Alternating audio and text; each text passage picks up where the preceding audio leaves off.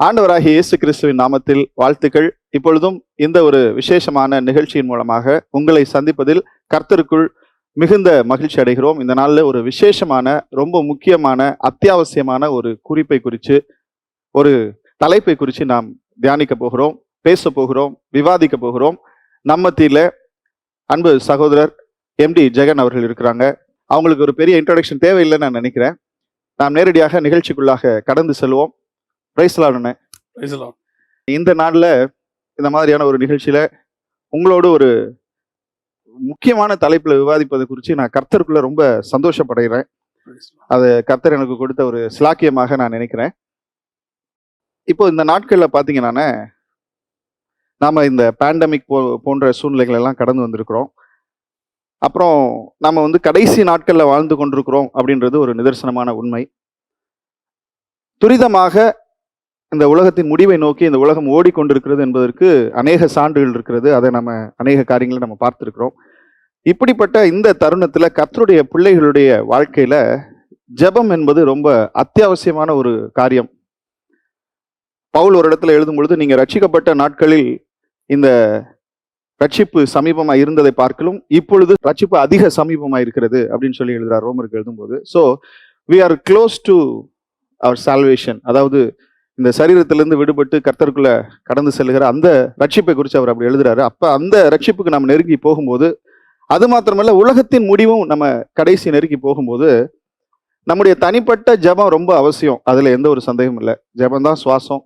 ஜெபிக்கலைன்னா நம்ம ஒரு நல்ல கிறிஸ்துவ வாழ்க்கை வாழ முடியாது. அதுல நமக்கு எந்த சந்தேகமும் இல்லை. நம்ம அதை குறித்து இன்னைக்கு மேக்சிமம் ஃபோக்கஸ் பண்ணல.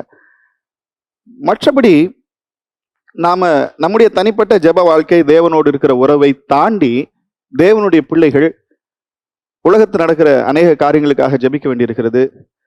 வேதத்துல நம்ம வாசிக்கிறோம், தேச தலைவர்களுக்காக ஜெபம் பண்ணுங்கன்னு சொல்லிட்டு. இப்படி பல விஷயங்கள் இருக்குது. இதை குறித்து தான் நாம எப்படி ஜெபிக்கணும், நம்ம ஜெபிக்கும் போது நம்முடைய ஃபோக்கஸ் எப்படி இருக்கணும், நம்ம அடைய வேண்டிய ஒரு காரியம் ஒன்று இருக்கு, நம்ம ஜெபித்து பெற்றுக்கொள்ள வேண்டிய ஒரு காரியம், அது என்னவாக இருக்கணும், எதை நோக்கி நம்ம ஜெபிக்கணும், சபையாக கூடி நம்ம என்னென்ன காரியங்களுக்காக ஜெபிக்கணும். விசேஷமா இந்த கடைசி நாட்கள்ல என்னோட தனிப்பட்ட ஜெப வாழ்க்கையை தாண்டி நான் மற்ற ஜெபிக்க வேண்டிய முக்கியமான காரியங்கள் என்ன, அதை குறித்து தான் நம்ம இன்னைக்கு விவாதிக்கலாம் அப்படின்னு சொல்லி கர்த்தருக்குள்ள நான் விசுவாசிக்கிறேன். நேரடியாக நம்ம கேள்விகளுக்குள்ளே போயிடலாம். ஒரு சிலர் என்ன சொல்றாங்கன்னா, இதெல்லாம் நடக்கத்தான் வேணும். இப்போ வியாதிகள் வரும்னு பைபிள் இருக்கு, வாதைகள் வரும்னு பைபிள் இருக்கு, நீங்க ஜெபிக்கிறதுனால ஒன்றும் ஆக போறது இல்லை, அதனால இந்த வியாதியை தடுத்துருங்க, அழிவை நிறுத்திடுங்க, ஜனங்க சாகக்கூடாதுன்னு நீங்க ஜெபிக்கிறது தப்பு அப்படின்னு சொல்றாங்க. அதாவது சொல்றாங்க, அவங்க ஒரு பக்கம் சொல்றாங்கன்ற காரியம் இருந்தாலும் அநேகருக்குள்ள இதை குறித்து ஒரு குழப்பம் இருக்குது. ஸோ இந்த மாதிரி ஒரு பேண்டமிக்கான ஒரு சூழ்நிலை, கொரோனா வைரஸ், கோவிட், ஒருவேளை இதுக்கப்புறம் வேற ஏதாவது ஒரு வாதை வந்தாலோ, இல்லை வேற ஒரு அழிவு வந்தாலோ, இதெல்லாம் வரும்னு சொல்லி பைபிள்ல இருக்கு, அதனால நம்ம இதுக்காக நம்ம பாரப்பட்டு ஜெபிக்க வேண்டியதில்லை அப்படியா? அல்லது இதை நம்ம எப்படி ஜெபிக்கணும் இந்த மாதிரியான ஒரு சூழ்நிலைகள்ல? இது என்னோட முதல் கேள்வியா நான் வைக்கிறேன். இல்லை, இப்போ ஜெபம்ங்கிறது அவசியங்கிறதுல எந்த மாற்று கருத்துமே இல்லை. ஏன்னா நிறைய பேர் ஜெபமே தேவையில்லை அப்படிங்கிற கான்செப்டுக்கெலாம் போயிட்டாங்க. நம்ம வெறும் ப்ரைஸ் அண்ட் வர்ஷிப் பண்ணாலே போதும், நம்ம ஜெபிக்க வேண்டிய அவசியம் இல்லை அப்படிங்கிறதுக்கு போயிட்டாங்க. இடைவிடாமல் ஜெபம் பண்ணுங்களுங்க தான் வசனம் நமக்கு சொல்லப்பட்டிருக்கு. So prayer is very must. தனிப்பட்ட வாழ்க்கைக்கும் ப்ரேயர் ரொம்ப மஸ்ட்டு, சபைக்கும் ப்ரேயர் மஸ்ட்டு, எல்லாத்துக்குமே ப்ரேயர் ஒரு மஸ்டான ஒரு விஷயம். அதில் எந்த மாற்று கருத்தும் இல்லை. ஆனால் இன்றைக்கி எல்லாருக்கும் இருக்கிற ஒரு பேசிக் கேள்வி, அந்த கேள்வியோட இன்னொரு பக்கம் தான் நீங்கள் கேட்டீங்க. என்னென்னா, நாம் இப்படி ஜெபிக்கிறோம், ஆனால் இந்த பேண்டமிக்கில் எந்த மாற்றமும் இல்லை. இது தான் முன்னாடி கேள்வியாக கேட்குறாங்க. இதெல்லாம் ஜெபிக்க வேண்டியதே இல்லை, மாறாது, ஏன்னா ஆல்ரெடி ஃபிக்ஸட். கர்த்தர் இப்படி நடக்கும்னு சொல்லிட்டாரு. ஸோ நீங்கள் என்ன செய்ய வேண்டியதில்லை, ஜெபிக்க வேண்டியதில்லை அப்படின்னு சொல்லி. அப்படி நம்ம இதை எடுக்க முடியாது. அதாவது எப்படின்னா, நினிவேக்கு ஆண்டவர் சொல்கிறாரு, நான் அழிக்க போகிறேன், அவங்களுடைய பாவங்கள் என்னை எட்டினதுன்னு சொல்லிட்டார். இப்போ அந்த இடத்துல போகும்போது ஜனங்க ஆண்டவரை நோக்கி ஜெபம் பண்ணுறாங்க. ஜெபிக்கும் போது கர்த்தர் மனஸ்தாபப்படுகிறார். வசனம் அப்படி தான் இருக்குது, மனஸ்தாபப்படுறார். மனஸ்தாபப்பட்டு அந்த தீங்கை இல்லாமல் பண்ணலை, தள்ளி போடுகிறார். நினிவே அழிக்கப்பட்டது உண்மை, அதற்கு பிறகு அது தள்ளி போடப்படுகிறது. இப்போ ஆபிரகாமுடைய பிரேயர் எடுத்துக்கோங்க. அவர் ஜெபம் பண்றார், 10 நீதிமான் இருந்தால் அப்படின்னு சொல்லி. இப்போ ஒருவேளை சோதோம்ல 10 பேர் இருந்திருந்தா, ஒருவேளை அது அழிக்கப்படாம காப்பாற்றப்பட்டிருக்க வாய்ப்பு இருக்கு, தள்ளி போயிருக்க வாய்ப்பு இருக்கு. ஏன்னு சொன்னா சோதோம் அழிவுக்கு நேரா வந்துருச்சு. ஆபிரகாமுடைய ஜெபம் தான் கடைசி. ஆபிரகாம் தான் சொல்றாரு, நான் கடைசியா இன்னும் ஒரு தடவை பேசுறேன்னு. கர்த்தர் சொல்லல. ஆபிரகாம் இன்னும் பேசியிருந்தாலும் கர்த்தர் கேட்டிருக்க தான் போறாரு. ஸோ அப்போ பிரேயர் வந்து மாற்றும், தேவனுடைய திட்டத்தை மாற்றுவதற்கு வாய்ப்பு இருக்கு. ஆனால் இந்த பிரேயர் எப்படி பண்றோங்கிறதுல தான் விஷயமே இருக்குது. நான் சொல்லக்கூடியது விஷயமே அதுதான். Prayer must. இப்போ 2 வகையா இருக்குன்னு வச்சுக்கோங்க. அந்த பிரேயர் 2 வகை இருக்கு. ஒன்று, நீங்க உங்க அழிவுக்காக ஜெபம் பண்றது, அழிவிலிருந்து காப்பாத்துங்க, இந்த என்னோட தேசம் அழிய போகுது, எங்க ஏரியா அழிய போகுதுன்னு ஜெபம் பண்றது. இன்னொன்று, நான் உங்களுக்காக ஜெபம் பண்றது. ஐயோ என் தேசம் அழிஞ்சு போகுது, ஆண்டவரே அந்த தேசத்தை காப்பாத்துங்க, அமெரிக்காவை காப்பாத்துங்க, இப்படி காப்பாத்துங்க, நம்ம ஜெபம் பண்றது இருக்கு. இந்த 2 ஜெபமும் ஜெபிக்கிற விதத்தில் தான் வித்தியாசப்படுது. ஃபர்ஸ்ட் இப்படி எடுத்துப்போம். நான் ஜெபம் பண்றேன். எதுக்காக ஜெபம் பண்றேன்? என்னுடைய தேசத்துல இப்படிலாம் நடக்குது, இந்த பேண்டமிக்கே எடுத்துப்போம், இப்படி ஒரு அழிவு வருது அப்படின்னு. அப்ப இந்த அழிவுக்கு எது காரணம்னு பார்க்கணும். கர்த்தர் ஒரு அழிவை அனுமதிக்கிறார், கொள்ளை நோயை அனுமதிக்கிறார். கொள்ளை நோய் கர்த்தர் அனுமதி இல்லாமல் வராது. அப்படி கொள்ளை நோய் அனுமதிக்கப்பட்டு வரும்போது இது எதனால அனுமதிக்கப்பட்டது? அப்ப அந்த அனுமதிக்கப்பட்டது கர்த்தரை கோவப்படுத்தி இருக்கு, ஏதோ ஒன்று கர்த்தரை கோவப்படுத்தி இருக்கு, அனுமதிக்கப்பட்டிருக்கு. அப்படி கர்த்தருடைய கோபத்தை ஆற்றக்கூடியதால தான் என் ஜெபம் இருக்கணும். அப்போ ஆட்டோமேட்டிக்காக என்ன ஆகும்னு கேட்டிங்கன்னு சொன்னால், இந்த பேண்டமிக் நிறுத்தப்படும். தேசத்தில் ஆண்டவர் வந்து தாவீதுகிட்ட கேட்குறாரு, உனக்கு எது வேணும், இத்தனை வருஷம் பஞ்சம் வேணுமா, இத்தனை நாள் இது வேணுமான்னு கேட்கப்படும் போது அவன் வந்து என்ன ஆப்ஷன் கொடுக்குறான்னா 4வது ஆப்ஷன் கொடுக்குறான், உம்முடைய கரத்தில் நான் விழுறேன்னு சொல்லி. ஸோ அப்போ வந்து தேசத்தில் ஒரு வாதை வந்துடுது, சங்காரத்தூதன் வரான். வரும்போது தாவீதினுடைய ஜெபம், நான் தானே தப்பு செஞ்சேன், இந்த ஆடுகள் என்ன செய்தது அப்படின்னு சொன்னும் போது கர்த்தர் வந்து அந்த தீங்குக்கு மனஸ்தாபப்படுகிறார்னு இருக்கு. சரி போதும் நிறுத்து அப்படின்னு சொல்றாரு. ஸோ என்னுடைய பிரேயர் வந்து கர்த்தருடைய இதை மாற்றும். எப்போ மாற்றும்? நான் உணர்ந்து அந்த கர்த்தரை கூல் பண்ற அளவுக்கு என் பிரேயர் இருக்கணும். நான் என்ன சொல்ல வரேன்னு உங்களுக்கு புரியுன்னு நினைக்கிறேன். இன்னைக்கு ஏன் அது நடக்கல அப்படின்னா, நான் இப்போ இந்த பேண்டமிக்கை பார்த்த உடனே கதறேன், ஐயோ எனக்கு கொள்ளை வந்துருச்சுன்னு. ஏன் வந்துச்சு, எதனால வந்துச்சு, அதை பார்க்கணும். இப்போ தானியேல் வந்து 9ஆம் அதிகாரத்தில் அவர் வந்து பாபிலோனுக்குள்ள இருக்கிறாரு, அடிமைத்தனத்துக்குள்ள இருக்கிறாரு. இப்போ அவருடைய பிரேயரை பாருங்க. ஆண்டவரே நாங்கள் அடிமைத்தனத்தில் இருக்கிறோம், எங்களை விடுதலையாக்குங்கன்னு ஜெபம் பண்ணல.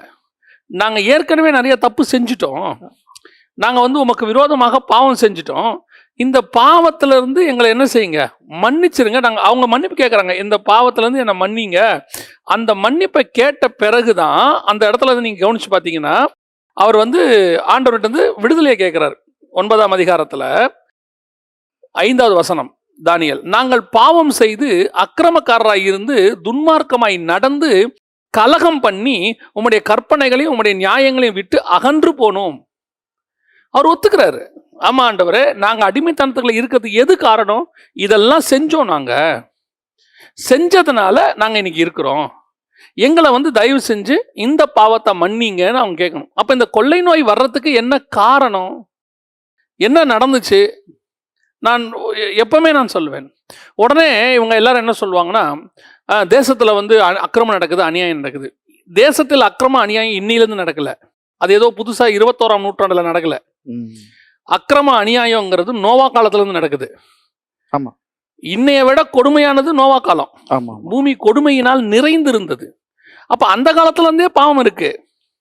அப்ப ஒவ்வொரு காலத்திலையும் பாவம் இருக்கும் போது கர்த்தர் எப்படி மன்னிச்சுக்கிட்டு வந்தாரு? பாவம் அக்கிரமம் அதிகமா இருந்த காலம் இருந்தது. எப்படி கர்த்தர் மன்னிச்சார்னா, அப்பப்ப ஜனங்க போய் என்ன செய்யறாங்க, நியாயாதிபதிகள் புத்தகத்தை எடுத்துக்கொள்ளுங்க, எத்தனை தடவை ஒப்பு கொடுக்கிறார், எத்தனை தடவை மன்னிக்கிறார். அவங்க அக்கிரமம் செய்யும் போதெல்லாம் தண்டிக்கிறார், திருப்பி மன்னிப்பு கேட்கும் போதெல்லாம் மன்னிக்கிறார். இது நடக்குது. அப்போ இன்னைக்கு நம்ம இந்த வசனத்தை நம்ம என்னைக்கு யூஸ் பண்ணியிருக்கிறோம்? இன்னைக்கும் நான் நீதிமானுங்கிற எண்ணம் மட்டும்தானே எனக்குள்ள இருக்கு. நான் பாவம் செஞ்சு நான் பாவிப்பான்றது வாயால சொல்றது இல்லை, இருதயத்திலிருந்து சொல்லணும். தானியேல் அந்த இடத்துல சொல்லும் போது அவர் பாவம் செஞ்ச மாதிரி நமக்கு எங்குமே இருக்காது. ஆனா தன் சொந்த பாவத்தை போல தன் முற்பிதாக்களின் பாவத்தையும் சொல்லி அவர் ஜெபம் பண்றார். இவர் வந்து எருசலேம்ல பாவம் நடந்த போது அவர் பிறந்திருப்பாருன்னு கூட தெரியாது. ஏன்னா அதுக்கு முன்னாடி பல பாவங்கள் ஆகாப் காலத்துல இருந்து ஆண்டவர் பார்த்துட்டு வர்றாரு, எல்லாத்தையும் மொத்தத்துக்கும் சேர்த்து தான் கொடுக்குறாரு. ஸோ அதுக்கப்புறம் இவர் இங்க வராரு. இவர் எருசலேமில் இஸ்ரவேலிலேயே அங்க இருக்கும் போதே அவர் உண்மை உத்தமமா வாழ்ந்திருக்கிறார். ஏன்னா வசனம் சொல்லுது, அவர் அங்க எப்படி ஜெபம் பண்ணாரோ அதே மாதிரி இங்கேயும் ஜெபம் பண்ணியிருக்கிறார். ஆமா. ஸோ தன்னை தீட்டுப்படுத்த அவன் பார்த்துக்கிட்டாரு. ஸோ இவர் பாவம் செஞ்சதை ஒத்துக்கிறாருன்னு வச்சுக்கோங்களேன். அவர் செஞ்சாரா இல்லையான்னு நமக்கு தெரியல, ஆனா ஒத்துக்கிறாரு. இன்னைக்கு பாவம் செஞ்சவங்களே ஒத்துக்க மாட்டேங்கிறாங்களே. அதுல மனம் திரும்பணுமே. மனம் திரும்பாம நீங்க என்னதான் ஜெபம் பண்ணாலும் பேண்டமிக்ல பதிலே கேட்கப்படாது. ஒரு பதிலும் வராது உங்களுக்கு. முதல் அலையோ ரெண்டாவது அலையோ. நான் சொல்லுவேன், இந்தியாவிலேயே ஸ்பிரிச்சுவல் ஹப் எதுன்னு கேட்டீங்கன்னா தமிழ்நாடு தான். நல்லதோ கெட்டதோ தோமாவுடைய ரத்தத்தில் ஆரம்பிச்சு சீகன் பால் கொண்டாந்து வேதம் கொடுத்ததுல இருந்து இது ஒரு ஸ்பிரிச்சுவல் ஹப். இங்கிருந்து பல இடங்களுக்கு மிஷினரிகளும் எல்லாமே நடக்குதுன்னு வச்சுக்கோங்களேன். அப்படி ஸ்பிரிச்சுவல் ஹப்பா இருக்கிற இந்த இடத்துல இந்தியாவிலேயே அதிகமான பேண்டமிக் நடக்கிற இடமா இருக்குது. முக்கியமா சென்னை சொல்லலாம். முக்கியமா சென்னை. அப்படி இருக்கும்போது என்ன காரணம்? சரி, இப்போ சென்னையை மட்டும் கார்னர் பண்ணல, எல்லா சிட்டியுமே எடுத்துப்போம். நம்ம சிட்டிஸில் நம்ம ஏன் நடக்குதுன்னு அங்கே உட்காந்து கொஞ்சம் யோசிக்கணும்ல. அங்கே எதனால இப்படி நடக்குது? இதை வெறும் கொரோனா அப்படின்னு தள்ளிட முடியாது. ஆமா, நாளைக்கு வேற ஒன்று வரலாம். ஏற்கனவே வெள்ளம் வந்துச்சு, புயல் வந்தது. நம்ம அந்த தீர்க்கதரிசிகளை ஓரம் வச்சிருவோம். ஏன் சொன்னாங்க சொல்லலை, அவங்களாம் சொல்லவே இல்லை, அதெல்லாம் ஓரம் வச்சிருவோம், அதை விட்டுருவோம். பர்சனல் நம்மளை பார்த்துப்போம். அப்போ நம்ம இங்கே இருக்கிறோமே, இது நடந்துருச்சு. இப்படி நடக்கும்போது நான் என்ன செய்யணும்? அப்போ என்னுடைய ப்ரேயருடைய மெத்தட் என்ன? அப்போ உண்மையா மனம் திரும்பினால் மட்டுமே இது மாறும். உண்மையா மனம் திரும்புதல் என்றால் என்ன? அடுத்த கேள்வி வருது. உண்மையாய் மனம் திரும்புதல் என்றால் என்ன? இப்போ எனக்கு கிட்ட ஒரு அக்கிரமம் இருக்கு. அந்த அக்கிரமத்தை நான் வச்சுக்கிட்டு ஆண்டவரே என்னை மன்னியும்னு சொன்னா, ஆண்டவர் என் பாவத்தை மன்னிக்க தயாரா இருக்காரு. நான் செய்கிற கிரியையை மாத்தினாதான் அடுத்து எனக்கு மன்னிப்பு உத்தரவாதம். என் கிரியையில எந்த மாற்றமும் இல்லைன்னா, அதான் பொல்லாத வழிகளை விட்டு திரும்பினாள் திரும்பி இல்ல, அந்த வழியை விட்டு திரும்பவே இல்லை. நான் இப்போ யாரையுமே நான் பர்டிகுலரா இதுல நம்ம குற்றப்படுத்த முடியாது. எல்லாரோடைய பங்களிப்பும் இதுல இருக்கு. தேசத்தின் பாவம்னா அப்படிதானே. தேசத்தின் பாவம்னா எல்லாருடைய பங்களிப்பும் இருக்கு. இன்னைக்கு ஜெபிக்காதவங்களை விட்டுருவோம், புறஜாதியாரை விட்டுருவோம். அவங்களுக்கு தெரியாது. அவங்களான முயற்சி இதுல வெளியே வரதுக்கான அவங்க முயற்சியை பண்றாங்க. நான் எப்பவுமே சொல்வேன், ஒரு தேசத்தை காப்பாற்றுவதற்கு ஒவ்வொருத்தரும் ஒவ்வொரு முறையில் முயற்சி செய்கிறாங்க. இராணுவம் ஒரு முயற்சி செய்து, காவலர்கள் ஒரு முயற்சி செய்கிறாங்க, நீதிபதிகள் சட்டத்தால் ஒரு பண்ணுறாங்க, சட்டசபையில் அரசியல்வாதிகள் ஒரு பக்கம், எல்லாருமே தேசத்தை காப்பாற்றுறதுக்கு ட்ரை பண்ணுறாங்க. அவங்கவுங்க ஒரு பக்கம் தப்பும் செய்கிறாங்க, அதை விட்டுருவோம். அவங்கவுங்களுடைய மெத்தட். அதே மாதிரி தான் ஸ்பிரிச்சுவல் பர்சன் ஸ்பிரிச்சுவலி இந்த நாட்டை காப்பாற்றுறதுக்கு நம்ம ட்ரை பண்ணுறாங்க ஒரு பக்கம். அப்படி இருக்கும்போது நாம் எங்கே நம்மளுடைய மெத்தடில் தப்பு செய்கிறோம், எங்கே கரெக்ட் பண்ண வேண்டியிருக்குன்னு நம்ம பார்க்கணும். நம்ம கரெக்டாக இருந்தோம்னா தேசம் கரெக்டாக இருக்கும்னு பைபிள் சொல்லுது. இன்னைக்கு கொரோனான்னு சொல்லி எல்லாரும் பார்க்குற மாதிரி நான் கிருமியாக பார்க்காம இது எதனால வந்தது அப்படின்னு பார்க்குற ஆள் நானாக தான் இருக்கணும். அப்போ இதை சரி பண்ணுறதுக்கு என்ன பண்ணணும்? வெறும் ப்ரேயர் பத்தாது. நீங்கள் 300 நாள் ஜெபம் பண்ணி அழுதாலும் பதில் வராது. கிரியையை செய்யணும், கிரியை நடப்பிக்கணும். நினிவே ஜனங்களை மாதிரி ஒரு கிரியையை நடப்பிக்கணும். தேவனுக்கு நம்ம மேலே நம்பிக்கை வரணும், செய்ய மாட்டோன்ற நம்பிக்கை வரணும். வருதா? இது ஃபர்ஸ்ட் மெத்தட். நான் பர்சனலாக மாறணும். நான் மாறாமல் என்னதான் ஜெபம் பண்ணாலும் வெறும் வாயில் ஜெபம் பண்ணால் எந்த மாற்றமும் வராது. ரெண்டாவது, கூட்டு பிரார்த்தனை. அது சரியாகணும் அப்படின்னு நம்ம எல்லாம் சேர்ந்து ஜெபம் பண்ணுறோம். அவங்க அந்த நாடு தப்பிக்கணும், அந்த மக்கள் தப்பிக்கணும், இப்படி ஜெபம் பண்ணுறோம். இப்படி ஜெபம் பண்ணும் போது இந்த கூட்டு பிரார்த்தனை பல இடங்களில் நடந்திருக்கு. பைபிள்லையுமே எல்லாரும் சேர்ந்து கூடி ஜெபம் பண்ணினார்கள் அப்படின்னு இருக்கு. ஆனால் அந்த ஜெபம் பண்ணக்கூடிய ஆட்கள்லாம் யாருன்னு கொஞ்சம் பார்க்கணும். யாரையுமே நம்ம குறை சொல்லலை. ஜெபம் பண்ணுறவங்க எப்படி இருக்கணும் அப்படின்னு ஒரு க்ரைட்டீரியா இருக்கு. அந்த க்ரைட்டீரியாவுக்கு நான் ஜெபம் பண்ண தான் என் ஜெபம் அவருக்கு கேட்கும். ஏன்னா வசனத்தில் சங்கீதம் 65 என்ன சொல்லுது? ஜெபத்தை கேட்கிறவரே மாம்சமான யாவரும் இடத்துல வருவார்கள். இவருக்கு பேரே ஜெபத்தை கேட்கிறவர். அப்போ என் ஜெபம் கேட்கல. நான் ஒன்று சொல்கிறேன், நடக்கலை. நான் ஒரு படி மேலே போயே சொல்லுவேன், என்னுடைய ஜெபம் இருக்கு, அது தேவனுக்கு விருப்பம் இல்லாமையே இருக்கும். பட் நான் பண்ணேன்றதுனால கர்த்தர் அதுக்கு பதில் கொடுப்பாரு. அப்படி ஒரு சம்பவங்கள் பைபிளில் இருக்கு நிறைய. இப்போ பனியும் மழையும் 3.5 வருஷம் பெய்யாது என்று கர்த்தருக்கு முன்பாக நிற்கிற நான் உங்களுக்கு சொல்லுகிறேன், யார் சொல்றா? எலியா எலியா சொல்றாரு. 1 ராஜாக்கள் 17 சொல்றாரு. இது கர்த்தர் சொன்னதா எலியா சொன்னதா அப்படின்னு பார்த்தா கர்த்தர் சொன்ன மாதிரி இருக்காது. இருக்காது. எலியா சொன்னதுதான். சரி, இது எலியா சொன்னதுதான்றதுக்கு இன்னொரு உதாரணம் என்னன்னா, யாக்கோபு புஸ்தகத்துல சொல்லும் போது பனியும் மழையும் பெய்யாதபடிக்கு 3.5 வருஷம் அவன் கருத்தாய் ஜெபம் பண்ணினான். ஆமா. கர்த்தர் சொல்லி இருந்தா அவன் ஜெபம் பண்ண வேண்டிய அவசியம் இல்லை. ஏன்னா அது ப்ராஃபஸி. இங்க அந்த ப்ராஃபஸியை இவன் சொல்றான். இவன் சொன்ன உடனே எலியா என்ன பண்றாரு? அடுத்த 3 வருஷம் ஜெபம் பண்றாரு. போய் உட்காந்துட்டு, ஆண்டவரே நான் சொல்லிட்டேன் பனியும் மழையும் பெய்யாதுன்னு, நீங்க அதுக்கு என்ன செய்யணும்? செவி சாய்க்கணும். இப்ப கர்த்தர் பனியும் மழையும் பெய்யாதபடிக்கு ஒரு தேசத்தையே அடைச்சு வைக்கிறார். ஒரு தேசத்தையே அடைச்சு வைக்கிறாரு அப்படின்னு சொன்னா இவனுடைய பிரேயர் எப்படி இருக்கு பாருங்க. வசனம் சொல்லுது ஜெபம் பண்ணினான். அப்ப அந்த பிரேயர் வந்து அவ்வளவு பவர்ஃபுல்.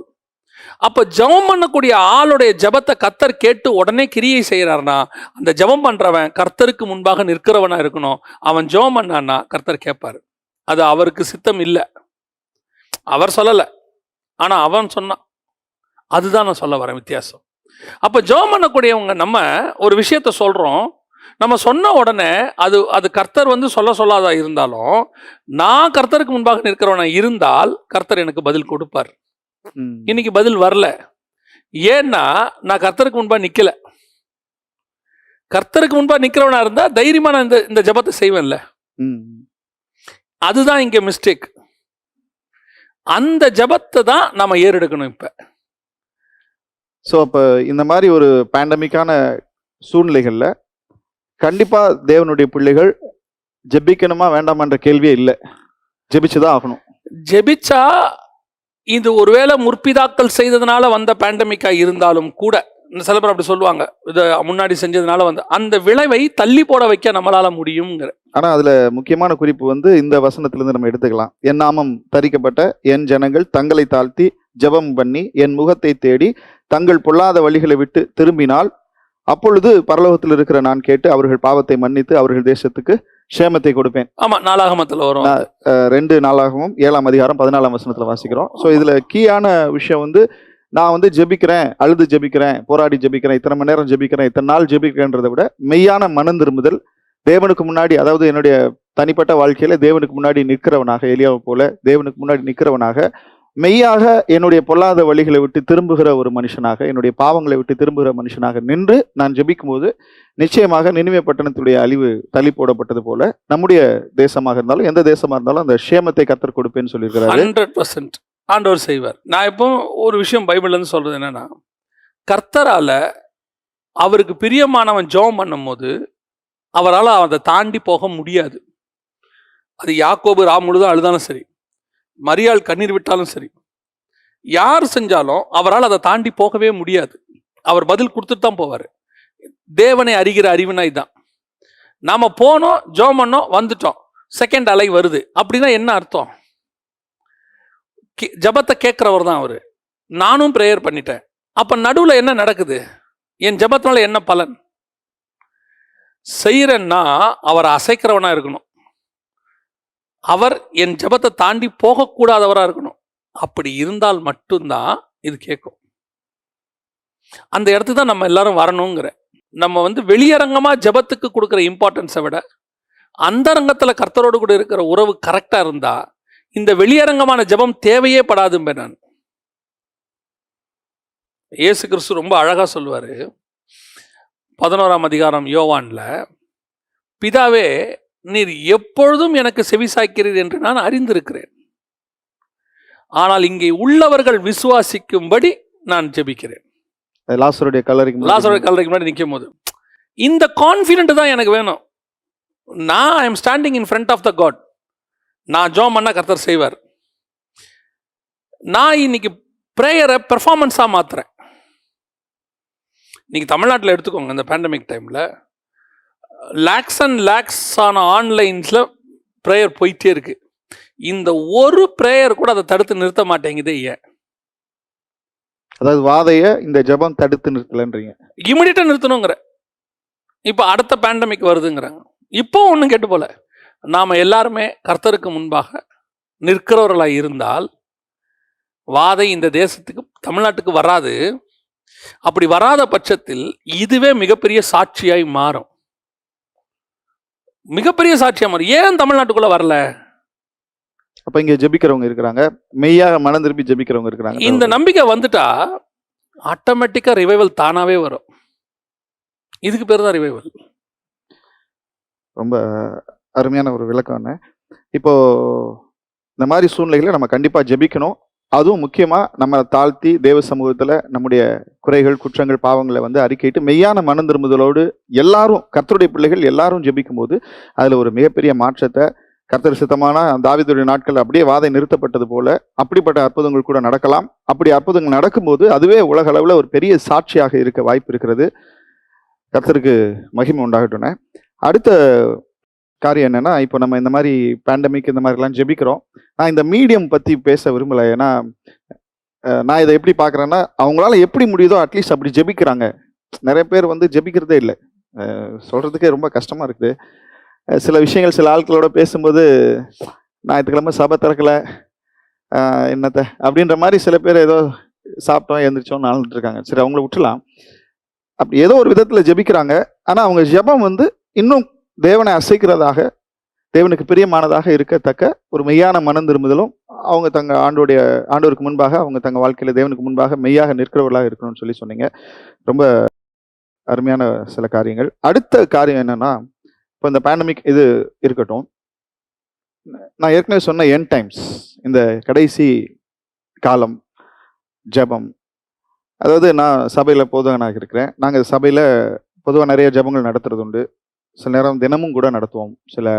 ஒரு 2 மாதம் கண்டினியூஸாக தினம் கூட ப்ரேயர் நடத்துவோம். மெயினாக நாங்கள் ஃபோக்கஸ் பண்ணுற விஷயம் எப்படி இருக்கும்னா, சபையில் வந்து ஜனங்கள் ரட்சிக்கப்பட்டு வரணும். இப்போ இந்த பகுதி எங்களை கர்த்தர் இந்த இடத்துல வச்சிருக்கிறாரு. நாங்கள் இந்த பகுதிக்காக ஜெபிக்கிறோம். இங்கே இருக்கிற எல்லாரும் ரட்சிக்கப்படணும், இங்கே இருக்கிற எல்லாரும் சபைக்கு வரணும், இப்படிலாம் நாங்கள் ஜெபிக்கிறோம். ஆனால் இப்போ சமீப காலமாக எனக்குள்ள, என்னுடைய ஆவியில் ஒரு ஒரு ஏவுதல் எப்படி இருக்கு அப்படின்னு சொல்லி கேட்டிங்கன்னா, அதிகமாக ஒரு பெரிய அளவில் ஜெபிக்க கர்த்தர் எனக்குள்ள ஒரு பாரத்தை கொடுக்குறாரு. அந்த பாரம் தான் இந்த நிகழ்ச்சிக்கே ஒரு பேசிக்கான ஒரு லீடிங்னு நான் சொல்லுவேன். இதை தாண்டி சபை, நம்ம ஊழியங்கள், நம்ம பகுதி, இதை தாண்டி பெரிய அளவில் ஆத்ம மீட்புக்காக, அதாவது இந்திய தேசம் வந்து கிட்டத்தட்ட 140 கோடி ஜனங்கள் இருக்கிறாங்க. இந்த தேசத்துல நம்மளெல்லாம் கர்த்தர் வச்சிருக்கிறாரு. இந்த தேசத்துல ரட்சிக்கப்பட்டவங்க எத்தனை பேர் அப்படின்னு சொல்லி பார்க்கும்போது ஒரு 10% கூட கிடையாது. நம்ம எப்படி கணக்கு போட்டு எப்படி கூட்டி எல்லாத்தையும் சேர்த்து வச்சா கூட ஒரு 10% கூட கிடையாது. ஆனா இந்த தேசம் நமக்கு முன்னாடி இருக்குது, இவங்க ரட்சிக்கப்படணும் அப்படின்ற ஒரு பாரத்தை கர்த்தர் கொடுக்குறாரு. இப்படிப்பட்ட சூழ்நிலையில நான் ஊழியன்ற நிலைமையில இருந்து அதெல்லாம் விட்டுட்டு ஒரு தேவனுடைய பிள்ளையாக என்னுடைய ஜெபம் எப்படி இருக்கணும், என்னுடைய ஜெபம் எப்படி இருக்கணும், இது அகைன் நான் தனிப்பட்ட ஜெபத்தை குறித்து பேசல. என்னுடைய ஜெபம் எப்படி இருக்கணும், என்னுடைய ஜெபத்தோட ஃபோக்கஸ் எப்படி இருக்கணும். நான் வந்து என் தேசம் ரட்சிக்கப்படணும், 140 கோடி மக்களை ரட்சிங்க ஆண்டவரே, இப்படியே ஜெபிச்சுக்கிட்டே இருக்கணுமா? இல்லை என்னோட ஜெபம் எப்படி இருக்கணும், உபவாசிக்கணுமா, இல்லை நான் எப்படி ஜெபிக்கணும், இல்லை நான் இன்னும் நிறைய பேரை இந்த எனக்கு கர்த்தர் கொடுத்துருக்கிற பாரத்தோட இன்னும் நான் நிறைய பேரை சேர்த்துக்கிட்டு ஜெபிக்கணுமா, அப்படின்ற மாதிரி இதை ஒரு ஆலோசனையா நீங்க சொன்னீங்கன்னா நல்லா இருக்கும். இல்லை, இப்போ நம்முடைய ப்ரேயர், தனிப்பட்ட ப்ரேயர் நமக்கும் தேவனுக்கும் இருக்கிறது வேற. ஆமா, அதை பத்தி நம்ம இன்னைக்கு பேசலாம். அந்த இடத்துக்கே நான் வரல. அதை நம்ம நிறைய மெசேஜஸ்லையும் பேசியிருக்கோம், நிறைய இடத்துலையும் சொல்லியிருக்கோம். நான் தேவனோடு கூட இருக்கிற ஐக்கியம் தனி.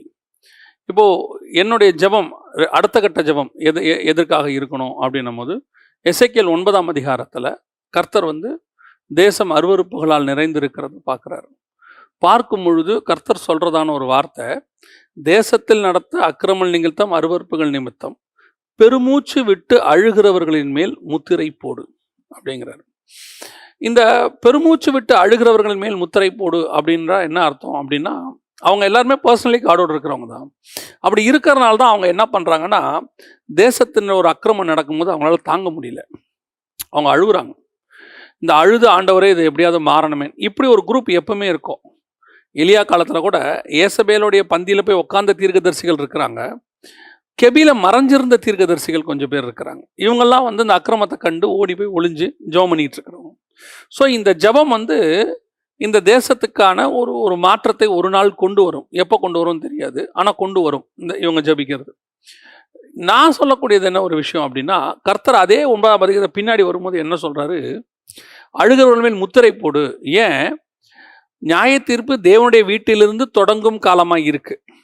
கீழே சொல்லிக்கிட்டே வர்றாரு, நியாய தீர்ப்பு தேவனுடைய வீட்டிலிருந்து தொடங்க போகுது அப்படின்னு சொல்லிட்டு, இந்த பெருமூச்சு விட்டு அழுகிறவர்கள் இருக்காங்களே அவங்கள மட்டும் காப்பாத்திருங்கிறாரு. அவங்கள எதுவும் பண்ணாத, அவளை வெளியே கொண்டாந்துரு அப்படிங்கிறார். ஸோ அப்போ அந்த என்னுடைய ப்ரேயர் எந்த விதமான எதிர்பார்ப்பும் இல்லாமல் இந்த ஜனம் காப்பாற்றப்படணும், இந்த தேசம் காப்பாற்றப்படணும் அப்படிங்கிற அளவில் இருக்கணும். திருப்பியும் சொல்கிறேன், இந்த ஜெபிக்கிறவன் ஃபஸ்ட்டு தேவனோட இருக்கிறவனா, உகந்தவனா இருக்கணும்.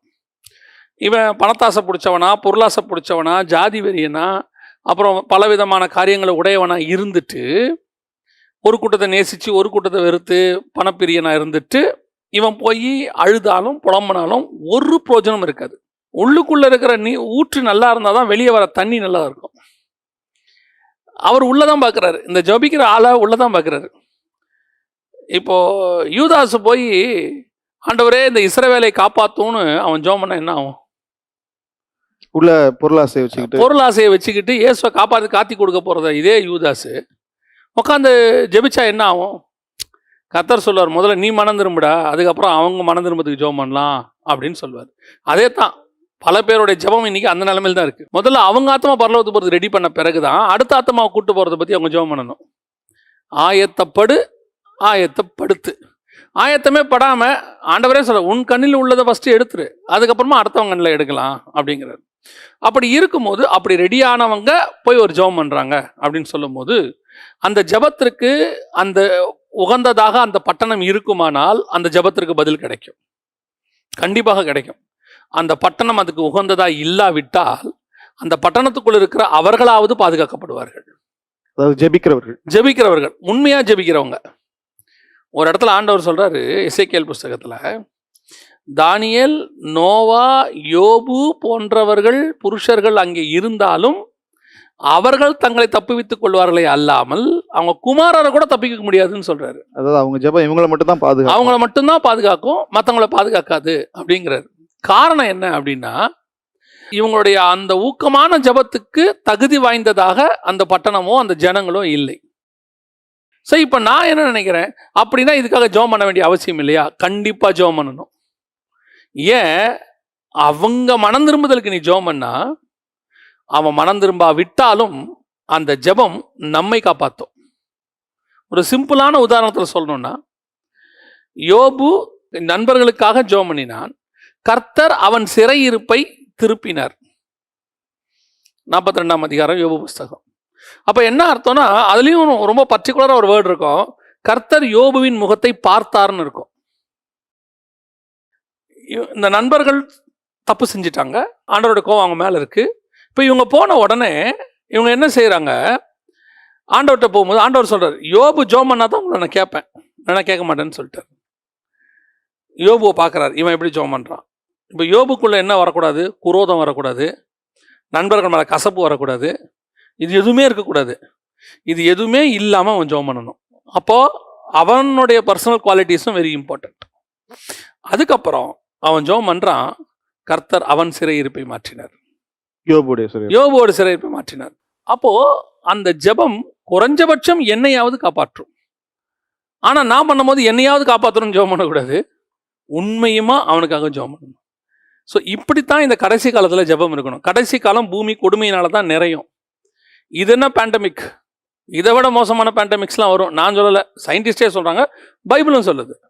மோசமான காலகட்டங்கள் வரும், சூழ்நிலைகள் வரும், இயற்கை பேரழிவுகள் வரும், வாட் எவர் இட் இஸ். எது வந்தாலும் சரி, என் ஜெபத்தில் எனக்கு தொய்ந்து போகவே கூடாது. நான் ஜெபம் பண்ணிகிட்டே இருக்கணும். ஃபஸ்ட்டு நான் சரியாக இருக்கணும், அடுத்து நான் ஜெபம் பண்ணணும். அந்த ஜெபம் ஒன்று அவர்களை காப்பாற்றும், அவர்கள் தகுதி இல்லாதவர்களாக இருந்தால் அது என்னை காப்பாற்றும். ஸோ இதுதான் அந்த ப்ரேயருடைய அடுத்த கட்ட ரொம்ப இம்பார்ட்டண்ட்டான ஒரு விஷயம். அதான் பேசிக்கலாக நம்ம தேவனுக்கு முன்னாடி நம்ம சரி செய்ய வேண்டிய காரியங்கள், அதில் நம்ம கான்சென்ட்ரேட் பண்ணோம் அப்படின்னு சொல்கிறீங்கன்னா அது ஃபைன். என்னோட கேள்வி என்னன்னா, இப்போ இந்த தேசம் நமக்கு முன்னாடி இருக்குது, ரட்சிக்கப்படணும். இப்போது நாங்கள் ஒரு புறஜாதி மார்க்கத்திலேருந்து ரட்சிக்கப்பட்டு வந்திருக்கிறேன். என்னுடைய குடும்பத்திலும் உறவினர்கள் மத்தியிலும் அநேகர் ரட்சிக்கப்படாமல் இருக்கிறாங்க. இப்படி என்னை போன்ற சூழ்நிலை இருக்கிற அநேகரை நான் கர்த்தருக்குள்ளே நடத்திக்கிட்டு இருக்கிறேன். சபையில் கூட அந்த மாதிரி ஆட்கள் நிறைய பேர் வராங்க. ஸோ இப்போ இவங்களுக்கு 2 விதமான பாரம் இருக்குது. ஒன்று நான் ரட்சிக்கப்பட்டிருக்கிறேன், நான் பரலோகத்துக்கு கண்டிப்பாக போவேன், என் குடும்பத்தார் போகணும்.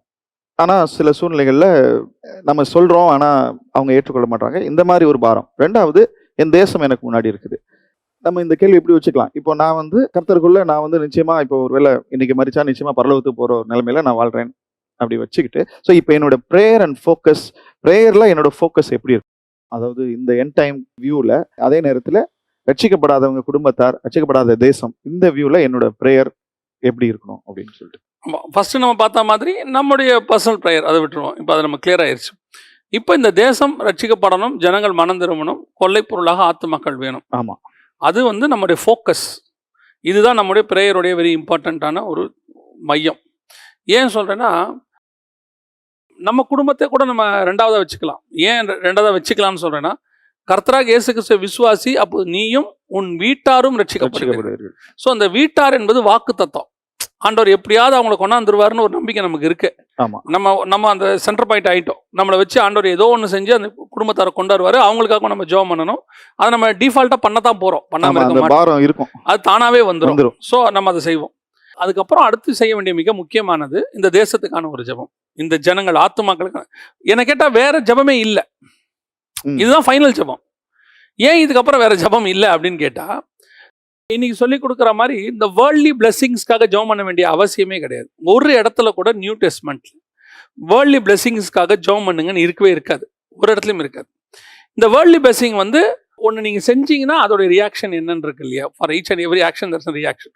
ஸோ நீங்கள் உண்மை உள்ளவர்களாக இருந்தால் பரிபூர்ண ஆசீர்வாதம் தானாக வரும். தேவனுடைய ராஜ்யத்தையும் நீதியும் தேடினா இவையெல்லாம் உங்களுக்கு கூட கொடுக்கப்படும். ஸோ இது வந்து அதோடைய ரியாக்ஷன். ஸோ நீங்கள் அதை செஞ்சுட்டே இருந்தால் போதும், இது தானாகவே வந்துடும், வேர்ல்ட்லி பிளெஸிங் வந்துடும். அதை விட்டுருவோம். அப்போ நம்முடைய ஜெபம் அடுத்து மிக முக்கியமாக இருக்க வேண்டியது எதுக்காக அப்படின்னா, இந்த தேசத்துக்காகவும் ஆத்துமாக்களுக்காகவும்.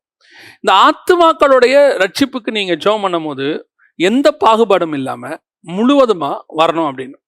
இப்போ இவங்க எல்லாருமே ஒரு விஷயம் சொல்கிறாங்க, ஒரு எழுப்புதல் அப்படின்னு, ரிவைவல்னு ஒன்று சொல்கிறோம். இந்த ரிவைவலுங்கிறதனுடைய விஷயம் என்ன அப்படின்னு நம்ம பார்க்கணும். எது ரிவைவல் அப்படின்னு நமக்கு தெரியணும்ல. எல்லாருமே இப்போ ரிவைவலுக்காக தான் ப்ரேயர் பண்ணுறாங்க. ஆமாம், நிறைய எழுப்புதல் ஜெபம், எழுப்புதல் மாநாடு ஜெபம், என்னென்னமோ நடக்குது. ஆமாம், ரிவைவல் ப்ரேயர். அப்போ இந்த ரிவைவல்னா என்ன? முதல்ல நீங்கள் அந்த ப்ரேயர் பண்ணுறவங்க எல்லாரையும் கேட்டு பாருங்க, ரிவைவல்னா என்ன அப்படின்னா, பல்கா ஜனங்க ரட்சிக்கப்படுவாங்க, அதுதான் ரிவைவல் அப்படின்னு சொல்கிறாங்க. இந்த ஏன் அப்படி நம்ம சொல்கிறோம்னா, பேதுரு எழுந்திருச்சு பிரசங்கம் பண்ணாரு, 3000 பேர் ரட்சிக்கப்பட்டாங்க. அடுத்து 5000 பேர் ரட்சிக்கப்பட்டாங்க இல்லையா? அதுக்கப்புறம் ரட்சிக்கப்பட்டவர் உலகமெங்கும் சிதறி போனார்கள், அவ்வளோதானே. அதுக்கப்புறம் நீங்கள் எடுத்து பார்த்தீங்கன்னா இந்த 5000 3000 கணக்கே இருக்காது. அதுக்கப்புறம் என்ன இருக்கும்னு கேட்டிங்கன்னா, ஒரு மனமாகி கூடி அவர்கள் எல்லாரும் சாலமோன் மண்டபத்தில் தங்கி இருந்தார்கள், இப்படி தான் இருக்குமே. அதுக்கப்புறம் இந்த 5000 3000 கணக்கே வராது, எங்கேயுமே வராது. அப்போ அதுக்கப்புறம் எழுப்புதல் போயிருச்சா? அப்போ எழுப்புதல் என்பது இதை ஃபோக்கஸ் பண்ணலை, நம்பர்ஸ் ஆஃப் சோல்ஸ் அது ஃபோக்கஸ் பண்ணவே இல்லை. ரிவைவல் என்பது அன்னைக்கு அப்போஸ்தலர்களுக்குள்ள வந்தது, அப்படியே உலகமெங்கும் அங்கிருந்தவங்க மூலமா பரவி போச்சு. பல ஜாதியார் இருந்தாங்க, அந்த பல ஜாதியாருக்குள்ள பரிசுத்த ஆவியானவர் ஊற்றப்பட்டு அவங்கவுங்க ஊருக்கு எடுத்துட்டு போயிட்டாங்க. அதுக்கு பேர் தான் ரிவைவல். 5000 பேர் வந்தானே, அதுக்கு பேர் ரிவைவல் இல்லை. ரிவைவல் எது? இவங்களுக்குள்ள வந்த ஆவியானவர் அங்க இருந்த அதுக்கு தான் பர்டிகுலரா இந்தந்த ஊர்க்காரங்க அங்க இருந்தாங்கன்னு போட்டிருக்கு. அவர்கள் வழியாக அதுதான் 1906 அசுசா ஸ்ட்ரீட்ல வந்தது. அசுசா ஸ்ட்ரீட்ல அந்த சர்ச்சில் எல்லாரும் ரட்சிக்கப்பட்டு ஒரு 5000 பேர் வந்தாங்கன்றது ரிவைவல் இல்லை. அங்க வந்தது வேர்ல்டு ஃபுல்லா போச்சு. இவங்களுடைய ஃபோக்கஸே இன்னைக்கு ரிவைவல் என்பது எது மேல இருக்கு அப்படின்னா, 5000 பேர் வரணும், 3000 பேர் வரணும், பல்கா ஜனங்க வரணும். இது ரிவைவல் கிடையாது. ரிவைவல் எனக்குள்ள வந்து ஸ்பிரிட்ல வந்து ஒரு எழுப்புதல் வரணும். ஸ்பிரிட்ல எழுப்புதல் வந்தா என்ன ஆகும்? இந்த உலகத்தை வெறுத்து நான் எழுந்திருச்சு நிற்பேன். பேதுரு தைரியமா எழுந்து நின்று ஜனங்கள் மத்தியில் பிரசங்கம். இதுக்கு பேர் தான் ரிவைவல். இவங்க ரிவைவலுடைய ஃபோக்கஸே தப்பா இருக்கு. இதுக்கு தான் நம்ம ஜெபம் பண்ணணும். அவங்க 40 நாள் ஜெபம் பண்ணதனுடைய விளைவு இங்க வந்திருக்கு. ஒருமனப்பட்டு கூடி வந்து அவர்கள் ஜெபிக்கும் போது, அப்ப அந்த பிரேயருக்கு முன்னாடி இந்த ஒருமனம், இந்த காரியங்கள்லாம் நிறைய இருக்கு. ஸோ இவங்க இதுல கான்சன்ட்ரேட் பண்ணவே இல்லை, க்ரௌடை கான்சன்ட்ரேட் பண்றோம். இன்னைக்கு நம்ம ஃபோக்கஸே mega church, mega crowd, mega mega mega. ஏன்னா அந்த மெகா சீரியல் வந்ததுனால எல்லாரும் மெகாக்குள்ள போயிட்டாங்க. எப்போ இந்த மெகா வந்துச்சோ ரிவைவலே இல்லை. இதை விட்டுட்டு இப்போ எனக்குள்ள இருக்கிற ஒரு அபிஷேகமானது இங்க இருக்கிற ஒரு 10 பேருக்குள்ள போனா போதும் அப்படின்ற ஒரு எண்ணம் வரணும். ஒரு 12 பேர் ஏசுனது எத்தனை பேர் எழுப்பினாரு? 12 பேர் எழுப்பினாரு. அதுல ஒருத்த போயிட்டா 11 தான். ஆனா வசனம் சொல்லுது, உலகத்தை கலக்கிறவர்கள் இங்கேயும் வந்து விட்டார். அந்த 11 பேர் தான் ரிவைவல். அப்போ எண்ணிக்கை கிடையாது, அவருக்குள்ள இருக்கிற அந்த ஸ்பிரிட், ரிவைவல் ஸ்பிரிட் எனக்குள்ள வரணும். அது எனக்குள்ள வரும்போது எனக்குள்ள மாற்றத்தை உண்டாக்கும். அதுக்கப்புறம் நான் இந்த உலகத்தின் ஆசை உடையவனா இருக்கவே மாட்டேன். என் பிரசங்கத்திலே நல்லா தெரியும், நான் ப்ரீச் பண்றதுலையோ அல்லது என்னுடைய ஆக்டிவிட்டீஸ்லையோ அல்லது என்னுடைய வாழ்க்கை முறையிலையோ முழுக்க முழுக்க ஸ்பிரிட் வெளிப்படுறதை நான் பார்க்க முடியும். ஃப்ளஷ் வெளிப்படுறதை என்னால் பார்க்க முடியாது. இதான் ரிவைவல். இதுக்கு தான் நம்ம ஜெபம் பண்ணணும். நீங்க க்ரௌடுக்கு ஜெபம் பண்ணீங்கன்னா, நீங்க ஜெபம் பண்ணாமையே பாருங்க, ஒரு அரசியல்வாதியோட க்ரௌட்ல 1,00,000 பேர்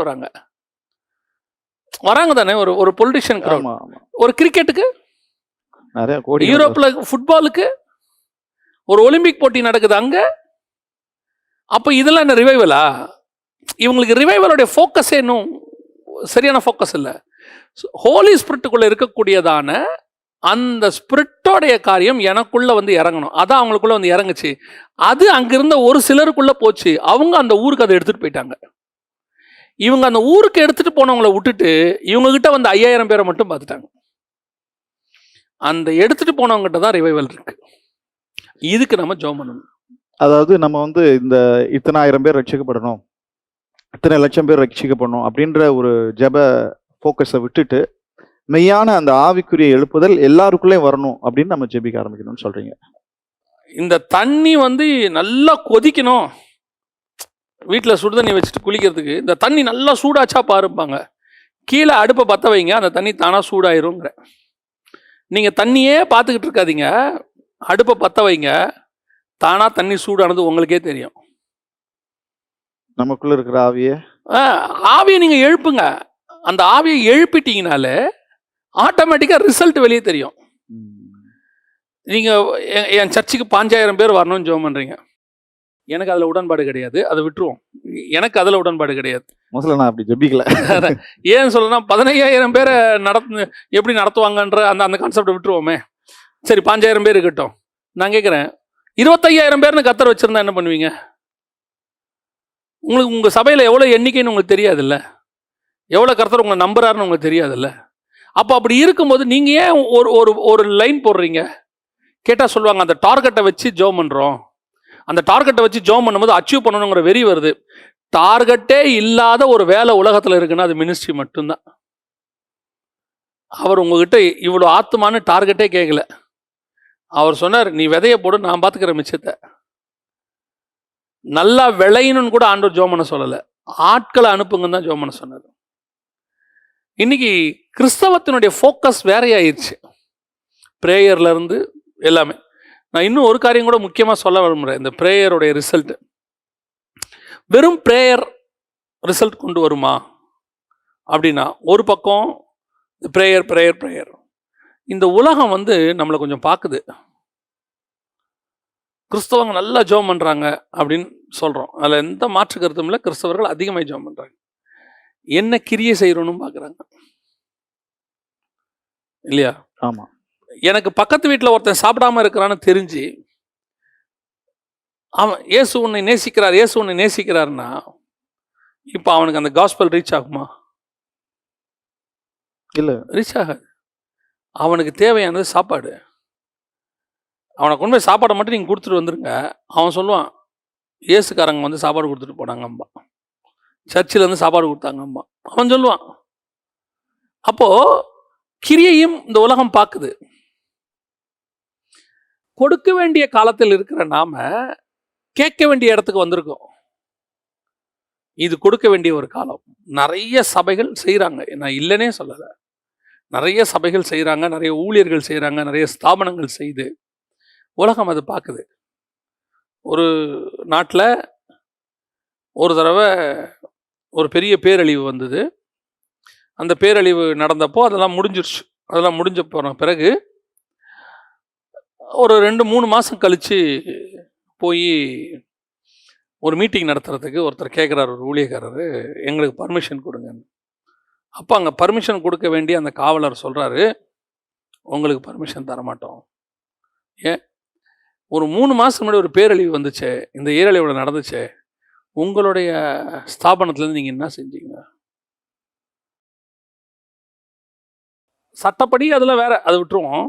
அவர் சொல்கிறாரு, என்ன சார் நீங்கள் மீட்டிங் நடத்துறதுக்கு மட்டும் வரீங்களே, இவ்வளோ பாதிக்கப்பட்டு இத்தனை ஆயிரம் பேர் இங்கே சாப்பாடு வீடு இல்லாமல் இருந்தாங்களே, நீங்கள் எதாவது செஞ்சீங்களா? நீங்கள்லாம் இப்போ பிரசங்கம் பண்ணி என்ன சார் ஆக போகுதுன்னு நான் பிலீவர் கேட்குறாரு. பார்த்தா அந்த காலகட்டத்தில் நம்ம ஆட்களே நிறைய பேர் முகம் தெரியாதவர்கள், பேர் தெரியாதவங்களாம் போய் இறங்கி என்ன பண்ணியிருக்காங்க, செஞ்சுருக்காங்க. அது அவருக்கு மனசில் பதிஞ்சிருக்கு. ஸோ இப்போ நம்ம மத ரீதியான காரியங்களை கேட்க போகும்போது அவங்க என்ன எதிர்பார்க்குறாங்க? தேவனுடைய அன்பை அங்கே எதிர்பார்க்குறாங்க. நான் சொல்லுவேன், நம்முடைய 1000 பிரசங்கம் ஒருத்தனை மாற்றுதா இல்லையான்னு எனக்கு தெரியாது, ஆனால் அன்பு அவனை மாற்றும். ஸோ உங்கள் ப்ரேயர் இந்த அன்போடு இருந்தால் தான் சக்ஸஸ். அன்பு இல்லாமல் நீங்கள் ப்ரேயர் பண்ணிங்கன்னா பிரயோஜனமே இல்லை. இயேசுநாதருடைய எல்லா ப்ரேயருக்கும் ஏன் இதாக பதில் கொடுத்தாருன்னா, இயேசுநாதர் அன்போடு சேர்ந்து தான் செஞ்சார். பவுல் பிரசங்கம் பண்ணும்போது அன்பு இருந்துச்சு. அதில் அன்பு எனக்கு இல்லாவிட்டால் ஐயோன்னு அவரால் ஏன் எழுத முடியுதுன்னா அதான் காரணம். இன்னைக்கு நமக்கு மினிஸ்ட்ரி ஒரு கடமை ஆயிடுச்சு. சார் ஒர்க், அந்த ஒர்க்கில் ஒரு பார்ட் ப்ரேயர். ஆஃபீஸ் 5 மணி நேரம் நடக்குதுன்னா 8 மணி நேரம் நடக்குதுன்னா அதில் 1 ஹவர் கண்டிப்பாக ஜோம் பண்ணணும்னு கிறிஸ்டின் ஆஃபீஸ்லாம் போட்டு வச்சுருக்காங்க. வரவங்களும் அது 1 ஹவர் ஜோம் பண்ணுறாங்க. பட் வாட் இஸ் ரிசல்ட்டே இருக்காது. ஏன்னா அவனுக்கு அது 1 ஹவர் ஜாப். அது அன்பின் அடிப்படையில் செய்கிற ஜெபம் கண்டிப்பாக கேட்கப்படும். ரொம்ப அருமையாக சொன்னீங்கன்னா, இப்போது ஒரு கேள்வி ஆரம்பித்தா போய்கிட்டே இருக்குது. நான் சில கேள்விகள் வச்சுருந்தேன், மைண்டில் வச்சுருக்கிறேன். இன்னும் குறைஞ்சது இன்னொரு 4-5 கேள்வி இருக்குது. இப்படி போனோம்னா ரொம்ப நேரம் ஆகும் அப்படின்னு நினைக்கிறேன். நம்ம என்ன செய்யலாம் அப்படின்னா, இந்த நிகழ்ச்சியை தொடராக எடுத்துக்கலாம். இது ஒரு எபிசோடாக இன்றைக்கி நம்ம இதை முடிச்சிருவோம். கர்த்தருக்கு சித்தமான சீக்கிரமாக இன்னொரு நேரத்தில் இதோட அடுத்த பகுதியை நம்ம எடுத்து நம்ம ஒளிபரப்புவோம்.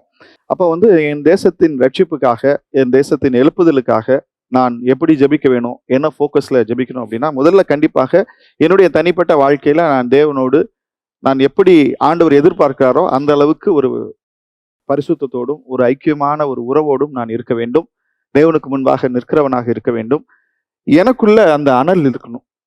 நீங்கள் அழகாக சொன்னீங்க, கீழே இருக்கிற நெருப்பை பற்ற வச்சிங்கன்னா ஆட்டோமேட்டிக்காக தண்ணி கொதிக்க போகுது அப்படின்னு சொல்லிட்டு. அப்போ அந்த நெருப்பு எனக்குள்ளே கொதிச்சுட்டே இருக்கணும். நீ பெற்ற வரத்தை அனல் மூட்டி எழுப்புன்னு பவுல் தீமோத்தேயுக்கு சொன்ன மாதிரி அதை நான் எழுப்பணும். அதுக்கு நான் தேவனோடு இருக்கணும், அதிகமாக நேரம் செலவிடணும், என்னை பரிசுத்தமாக காத்துக்கொள்ளணும், எனக்குள்ள சரி செய்ய வேண்டிய சகல காரியங்களையும் நான் சரி செய்யணும், அதே நேரத்தில் நான் ஜெபிக்கிறவனாகவும் இருக்க வேண்டும் அப்படின்னு சொல்லும்போது நான் வெறுமனே ஜெபிக்க முடியாது. அந்த ஜெபமானது கர்த்தருடைய அன்பு எனக்குள்ள இருக்கும்போது அது கிரியையாக வெளிப்பட வேண்டும். இந்த மாதிரி பேண்டமிக்கான ஒரு சூழ்நிலையில் நான் எந்த அளவுக்கும் இறங்கி மக்களுக்கு உதவி செய்ய வேண்டிய ஒரு கட்டாயத்திலும் நான் இருக்கிறேன். ஆண்டவர் நாமத்தை முன்னிட்டு நான் அநேகருக்கு உதவியும் செய்ய வேண்டிய கட்டாயத்தில் இருக்கிறேன். அப்படி இருக்கும் பொழுது தேவனுடைய அன்பு தேசத்தில் நிச்சயமாக பரவும் அப்படின்னு சொல்லி நம்ம சொன்னீங்க. இதோட ஆக்சுவலாக இந்த கேள்வியில் இன்னும் சில விஷயங்கள் இருக்குது. நாம் கர்த்தருக்கு சித்தமான சீக்கிரத்தில் அடுத்த எபிசோடில் இந்த ஜெபத்தை குறித்து நம்ம பேசலாம். ஆண்டவருக்கு மகிமை உண்டாகட்டும். நாம் நெக்ஸ்ட் எபிசோடில் நாம் சந்திப்போம். இப்போ ஒரு ஜெபம் செய்து இந்த எபிசோடை நம்ம நிறைவு செய்வோம். நல்ல தகப்பனே, சர்வ வல்லமையுள்ள எங்கள் ஆண்டவரே, நாங்கள் உமக்கேற்றபடி எங்கள் வாழ்க்கையை அமைத்துக்கொள்ள நீர் விரும்புகிற இருதயம் எங்களுக்குள்ளே இருக்க, உம் இருதயத்துக்கு ஏற்றவனாய் கண்டேன் என்று சொன்னப்பட்டபடி நாங்கள் எங்கள் வாழ்க்கையிலும் எங்கள் ஜெபத்திலும் எங்களுடைய அன்றாட வாழ்விலும் உம்மை பிரியப்படுத்துகிறவர்களாக, நீர் விரும்புகிறதை செய்கிறவர்களாக, உம்மை தரிசிக்கிறவர்களாக, உம் சத்தத்தை கேட்கிறவர்களாக, உம்மோடு நடக்கிறவர்களாக விசேஷமாய் நாங்கள் ஜெபிக்கும் போது அதுக்கு நீர் பதில் தருகிற அந்த அனுபவத்தோடு கூட இருக்க கர்த்தர் கிருபை பாராட்டுங்கப்பா. ஆண்டவரே, இந்த வேத வசனத்தின்படி எங்கள் வாழ்க்கை அமைய கிருபை பாராட்டும். இதை கேட்கிற ஒவ்வொருத்தருக்குள்ளும் நீர் கிரியை செய்வீர் என்று நாங்கள் விசுவாசிக்கிறோம். நீர் மாத்திரம் மகிமைப்படும். எங்கள் ஆண்டவர் இயேசுவின் நாமத்தில் ஒப்பு கொடுத்து ஜெபிக்கிறோம் எங்கள் ஜீவனுள்ள நல்ல பிதாவே. ஆமென். Praise lord. கர்த்தர் சித்தமான ஒரு நேரத்தில் மீண்டுமாக இந்த ஜெபத்தை குறித்ததான இந்த விவாதத்தின் அடுத்த எபிசோடில் நாம் சந்திப்போம். God bless you. Praise Lord.